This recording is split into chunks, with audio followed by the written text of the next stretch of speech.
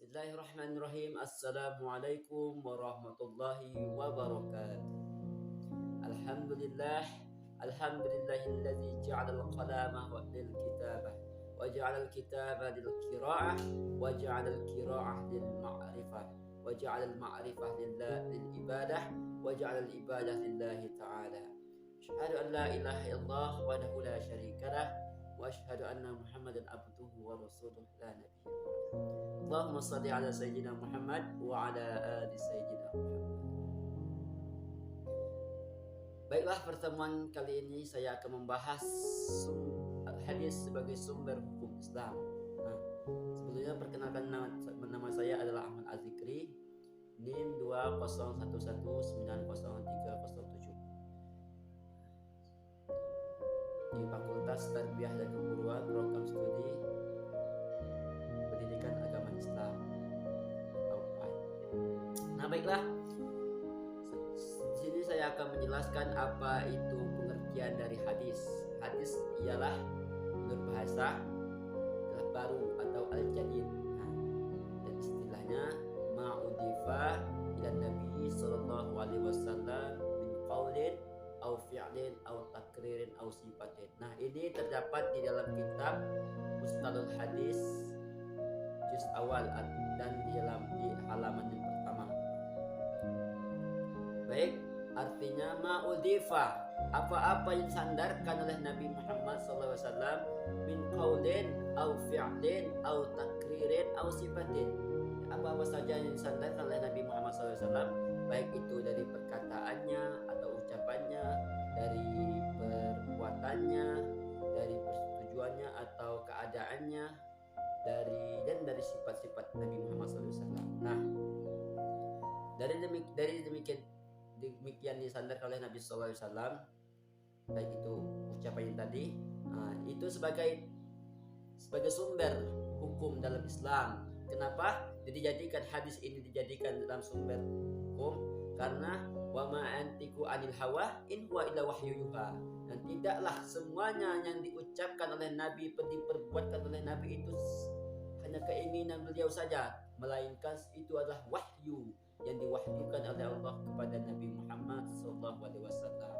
Nah, jadi dasar hadis ini yaitu dari Allah Subhanahu wa taala yang diwahyukan kepada Nabi Muhammad, lalu Nabi Muhammad menyampaikan kepada seluruh umat manusia. Jadi dijadikanlah hadis atau as-sunnah. Nah, baiklah, kita jelaskan bagaimana contoh atau sabda Nabi melalui kauliyahnya atau ucapannya. Rasulullah SAW bersabda, "Sallu kama ra'aitumuni usalli." Salatlah seperti mana engkau melihat aku salat. Itu sebagai contoh hadis kauliyah, hadis dalam ucapan Nabi Muhammad SAW. Dan adapun contoh fi'liyah atau contoh hadis sebagai perbuatan Nabi SAW. Nah, bagaimana hadis atau sabda Rasulullah atau sunnah Rasulullah SAW yang disebutkan fi'liyah? Nah, jadi ketika Nabi SAW berbuat sesuatu, lalu para sahabat Nabi melihatkan dan lalu meriwayatkan di dalam bentuk diriwayatkan di hadis atau disampaikan kepada tabi'in melalui penglihatan para sahabat. Contoh, Nabi SAW sembahyang atau Nabi SAW melakukan sesuatu, lalu sahabat melihat Nabi melakukan sesuatu. Nah, itu dikatakan hadis fi'liyah, perbuatan Nabi SAW. Nah, lanjut, hadis takririyah atau hadis persetujuan Nabi SAW. Hadis ini Nabi tidak melakukan sesuatu, namun sahabat melakukan sesuatu dan diperlihatkan kepada Nabi Muhammad SAW, lalu Nabi Muhammad mempersetujuinya atau tidak mempermasalahkan apa yang dilakukan oleh para sahabat. Itu namanya takririyah. Dan ada pun sifat-sifat Nabi, yaitu baik itu sifat beliau, akhlak beliau itu adalah sifat Nabi. Sifat kau sifati, hadis sifati. Adapun kedudukan hadis sallallahu alaihi hadis Nabi Muhammad sallallahu alaihi wasallam adalah al-jadid atau baru. Itu setelah Al-Qur'an. Al-Qur'an adalah al-qadim, baru. Al-Qur'an itu adalah kalamullah, ucapan Allah atau perkataan Allah yang diturunkan kepada Nabi Muhammad sallallahu alaihi wasallam.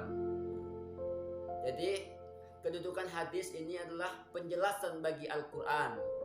Contoh, Al-Qur'an kan menjelaskan catat salat, salatlah dan tunaikan zakat. Nah, jadi hadis ini berfungsi untuk menjelaskan lebih rinci terhadap Al-Quran. Contoh, Al-Quran kan menjelaskan sholat dan bayarkan zakat. Tidak ada di dalam Al-Quran itu sholatlah 17, sholatlah sholat zuhur, sholat subuh, sholat dan sholat 65 waktu. Nah, jadi dirincikan atau dijelaskan lagi oleh hadis. Jadi terbagilah di dalam satu hari semalam itu terbagi 17 rakaat. Nah, itulah fungsi dari hadis sebagai hukum sumber dalam Islam.